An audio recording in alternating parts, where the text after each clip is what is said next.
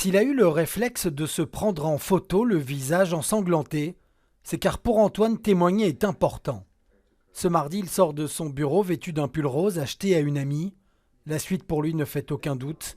C'est une agression homophobe. Il est arrivé à ma hauteur et il commence à me mettre des coups de poing dans le visage. Ça dure très très peu de temps, ça dure peut-être 12 secondes. Je reçois 4 coups de poing, je m'effondre au sol et je suis en train de crier.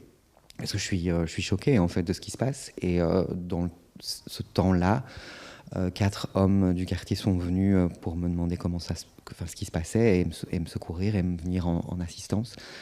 Et le type est parti, il est parti en courant. S'il reconnaît une évolution positive dans la société, ce jeune bruxellois ressent une violence grandissante envers sa communauté. Généralement, dans la population, il y a de moins en moins de personnes qui m'agresseraient. Mais il y a un petit nombre de personnes qui sont tout à fait prêtes à passer à l'acte et qui ne l'étaient pas il y a quelques années. La perception d'Antoine est appuyée par les chiffres d'UNIA. Les agressions physiques sont en augmentation ces dernières années. Quand on est homosexuel, le risque d'être victime de violences physiques, et le cas dont on parle ici est illustratif de cette réalité-là, des coups et blessures, du harcèlement, des violences, c'est une beaucoup plus grande proportion que pour les autres critères. Bruxelles est souvent citée en exemple en matière d'inclusion.